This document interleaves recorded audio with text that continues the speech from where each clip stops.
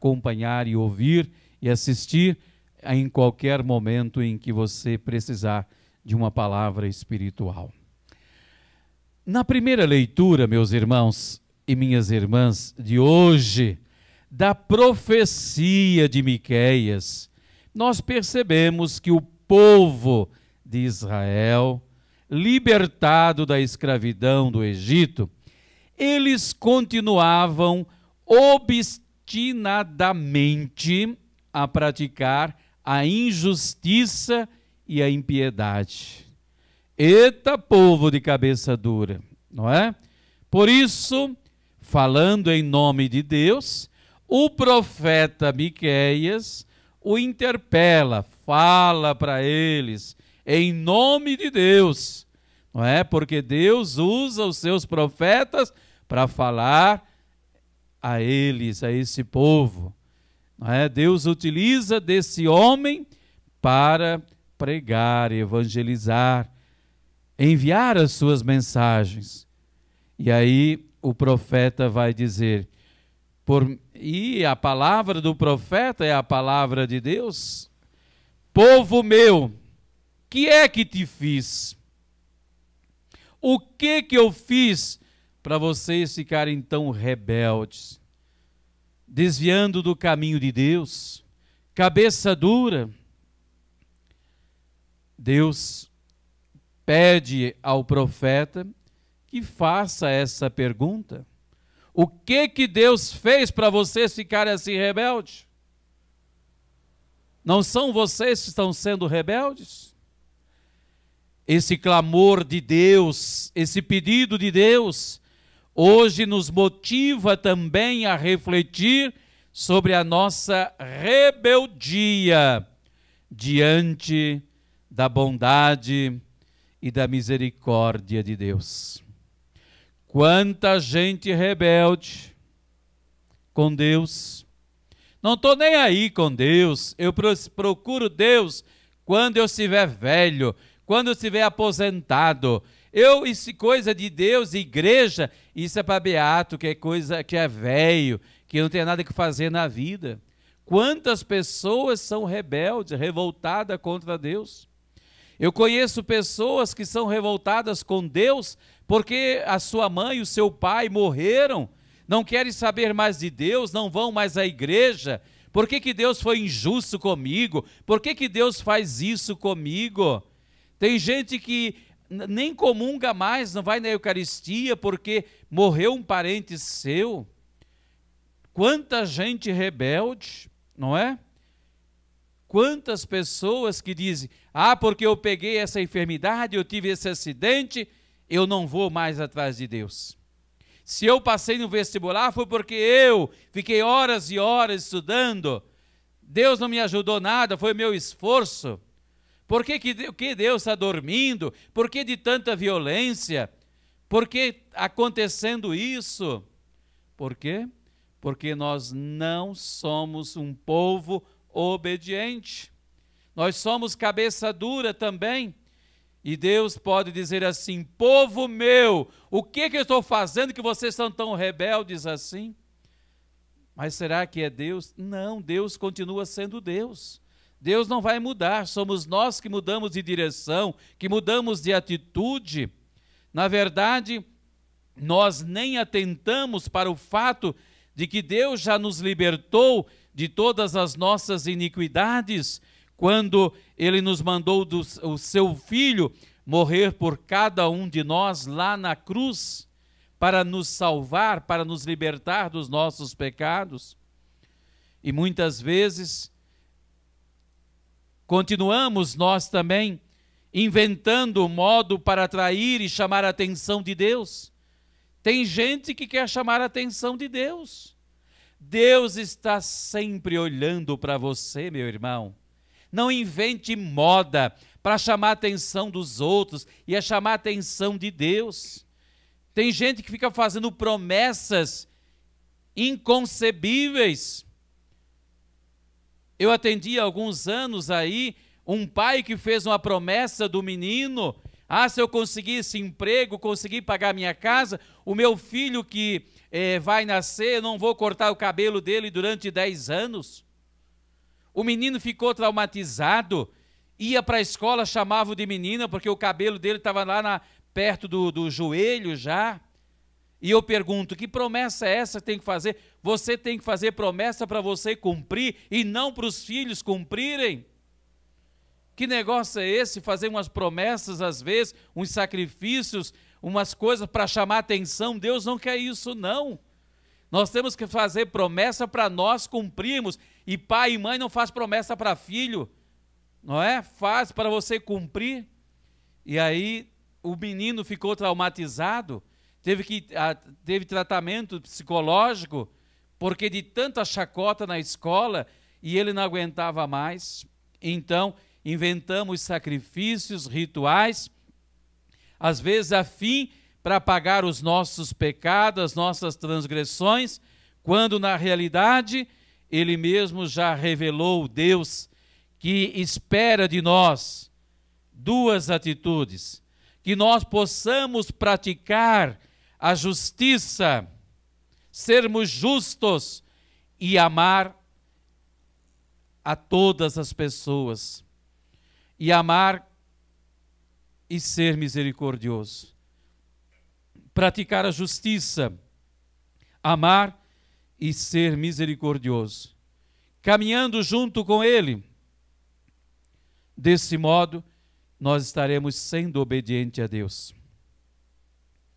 Em outras palavras, meus irmãos, nessa leitura desta noite, Deus quer apenas de mim, de você, Deus quer de nós somente uma coisa: que tenhamos um coração dócil, um coração obediente a Ele, e tudo mais nós veremos acontecer. Tenha um coração bom, seja dócil, e isso já é o suficiente para Deus. Eu não quero sacrifícios, às vezes, impossíveis de ser realizado, para se aparecer. Não. Deus quer apenas um coração bondoso, misericordioso. Para que você fica carregando uma cruz daqui Aparecida do Norte? Para se aparecer na televisão? Para dizer que você é mais piedoso do que os outros? Não, não seja fariseu. Não quer dizer que você não possa fazer, porque se você quer, se você acha que é ideal, faça. Mas dentro de casa, coloca a sua língua, brigando com todos dentro de casa, não é educado, não respeita as pessoas.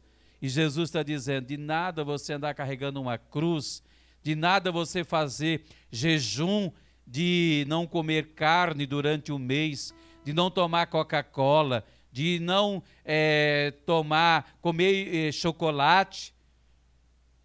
Se você tem um coração bandido, um coração maldito, que só maqueia a maldade na vida dos outros, que faz fofoca, que puxa o tapete dos outros, um coração que não suporta ver o outro feliz, Jesus está dizendo, pare com isso, pare com isso. Não tente praticar fazendo as coisas para chamar a atenção de Deus e ao mesmo tempo denegrindo o irmão ou a irmã. E já no evangelho de hoje, nós podemos mais uma vez confiar e acreditar que Deus quer de nós a misericórdia. E Deus, meu irmão, minha irmã, se faz presente, sabe aonde?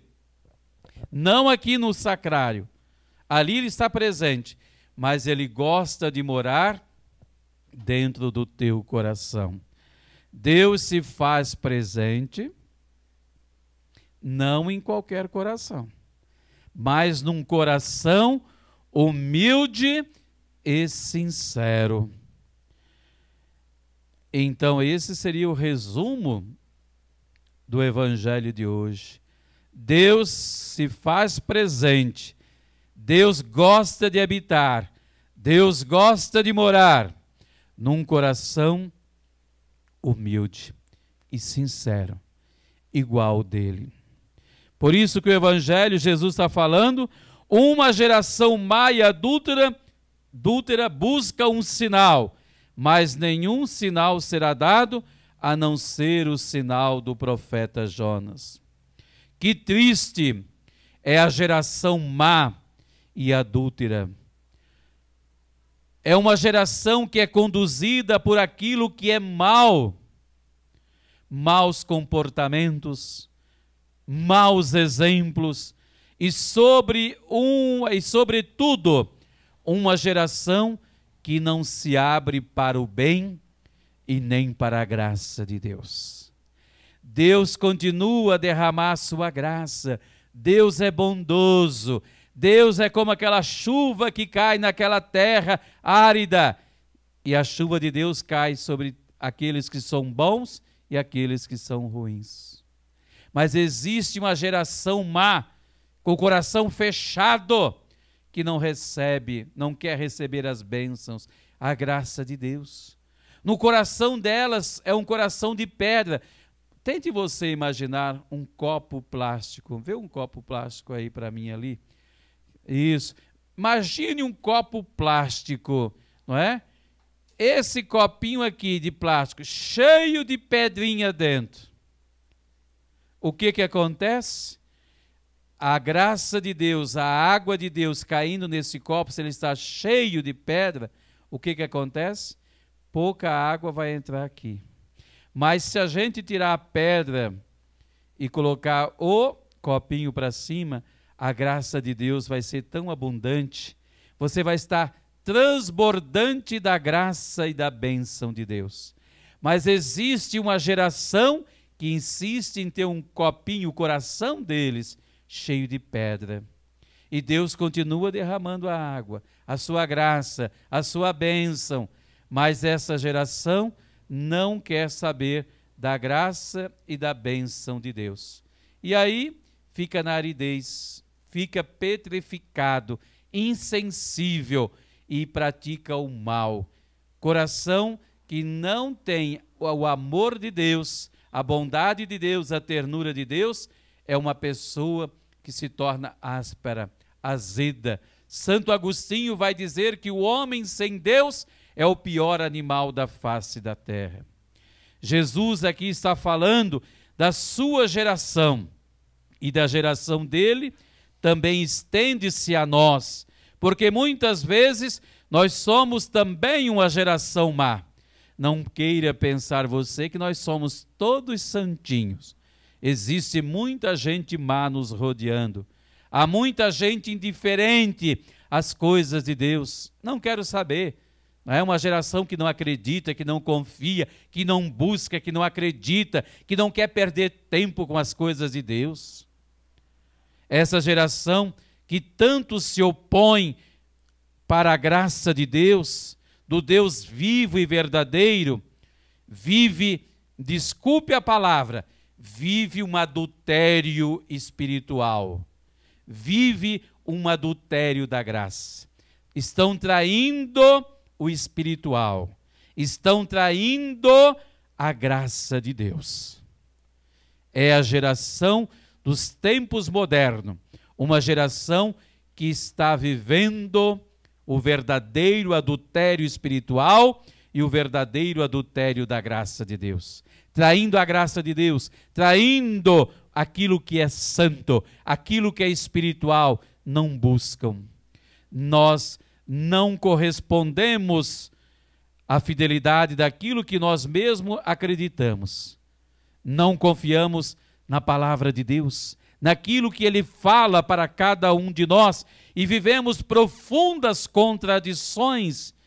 Falamos do amor, é bonito no papel, coraçãozinho, flechinha para lá e para cá, mas a gente promove o ódio. O ódio sobressai do coração de nós que somos filhos e filhas de Deus, feito à imagem de Deus, nem parece que estamos perdendo a identidade, porque de nós sai o ódio, queremos acolher, mas dispersamos, não acolhemos. Tem gente que até na igreja tira as pessoas da igreja, com pensamentos mesquinhos, porque não deu certo para ele, passou por uma experiência negativa, quer tirar os filhos da catequese, os filhos de Deus. Ou seja, não basta apenas, meu amado, minha amada, ser uma geração que acredita, que crê em Jesus Cristo, que frequenta a igreja, que conhece até as leis, mas é preciso converter o nosso coração, que muitas vezes é mau, que muitas vezes o mal ele permeia o nosso coração e nos vai desfigurando da nossa imagem de cristãos. Fomos feitos à imagem e semelhança de Cristo, mas não agimos conforme Jesus, agimos conforme o mundo. A maldade maior é que não queremos reconhecer a graça de Deus presente no meio de nós. Você já pensou que muitas vezes nós não reconhecemos a graça de Deus? Achamos que não somos merecedores, achamos que para mim Deus não volta mais o seu olhar, que Deus não me atende. E o fato de você se levantar todos os dias, respirar, viver, já é uma graça de Deus. Que você tem um emprego, você tem uma família, você não é um Zé qualquer, uma Maria qualquer.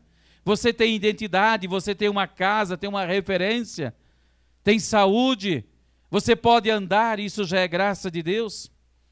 E tem muitas pessoas que vivem aí buscando os sinais também, como esse povo, queria um sinal de Jesus. E hoje também tem muita gente que quer um sinal. Eu só volto da igreja se eu ver um milagre. E tem gente que fica inventando historinha até mesmo dentro da igreja, não é? Tem gente que quer viver uma fé que nem Tomé. Eu preciso ver para crer. Não, nós temos que acreditar. Fé é acreditar naquilo que eu não vejo. Meu irmão, você respira. Você está vendo o ar na tua frente? Não. Mas você respira, ele existe, não aparece. Assim é a nossa fé. Portanto, nós também muitas vezes queremos buscar sinais para poder acreditar e perceber que Deus nos concede aquilo que eu vejo e toco. Não precisa você tocar e ver para você ter fé. Você sente a presença, como eu falei, do ar que você respira. Converta o seu coração, meu amado, minha amada, porque o reino dos céus, o reino de Deus, não é aquilo que nós vemos no sentido material, que os olhos podem até mesmo avistar. O reino de Deus é viver com profundidade a dimensão espiritual. É encontrar-se a presença de Deus em todas as coisas. Viver com profundidade é você se levantar todos os dias e você sentir a presença de Deus no pássaro que canta, no sol que brilha. Ainda agora, quando cheguei da gravação dos programas da rádio que eu gravei para esta semana, eu cheguei em casa cansado ali no final da tarde. Eu fui lá no fundo do quintal e vi aquele pé de roseira que eu peguei aqui de Santa Rita, um galinho, e plantei. E essa roseira já está dando flor há mais de 6 anos. Eu estava vendo a beleza dela. Está da altura assim desse telhado aqui o pé de rosa, tinha mais de 10 botões de rosa. Eu olhava aquela flor, até bati uma foto. Eu vou colocar depois no Face para vocês verem a beleza daquela rosa. De uma terra suja, aquela rosa vermelha, rosada, branca, maravilhosa. Eu dizia, como não sentir a presença de Deus? Deus se revela nas pequenas coisas. E muitas vezes acontece tantas coisas, os sinais de Deus ao nosso lado, e a gente não consegue enxergar, não consegue perceber, porque a gente nem segue e nem deixa se conduzir pela palavra de Deus. Imagina querer ver sinal das coisas de Deus, da simplicidade. Porque muita gente tem um coração petrificado. Se o coração tivesse aberto, puro, para receber a graça e a bondade de Deus, o que é espiritual, nós íamos perceber Deus até mesmo na nossa respiração. No deitar, no anoitecer, no alvorecer, você ia dizer obrigado, Senhor, porque Tu caminhas conosco, Tu sempre dás o melhor para nós. Que você possa pensar hoje, refletir sobre isso. Que não sejamos cabeça duras, que sejamos obedientes. Deus não quer que você faça algo imaginável, impossível, mas Deus quer que você tenha um coração simples e humilde. Deus é simples, Deus quer que você também seja simples. Pare de inventar moda para mostrar que você está fazendo as coisas para Deus. O externo não vale de nada. Não seja como os fariseus. Os fariseus pegavam frases da Bíblia e colocavam na testa, na roupa, na camisa, para dizer que eram de Deus. Mas no fundo, eram sepulcros caiados. Dentro de si só tinha coisa que não prestava. Será que nós não estamos sendo um pouquinho assim também? Eu espero que não. Há tempo de converter-se, há tempo de mudança. Deus quer de você que você ame e seja humilde, igual a Ele. Ele mesmo diz para você e ensina: eu sou manso e humilde de coração. Que você seja obediente ao Filho de Deus e viva isso na tua vida para você chegar ao céu. Para chegar ao céu não é difícil. Basta voltar o teu coração para a graça de Deus, a sua palavra, para o espiritual, e seguir a tua caminhada com humildade e simplicidade. Deus te abençoe grandemente.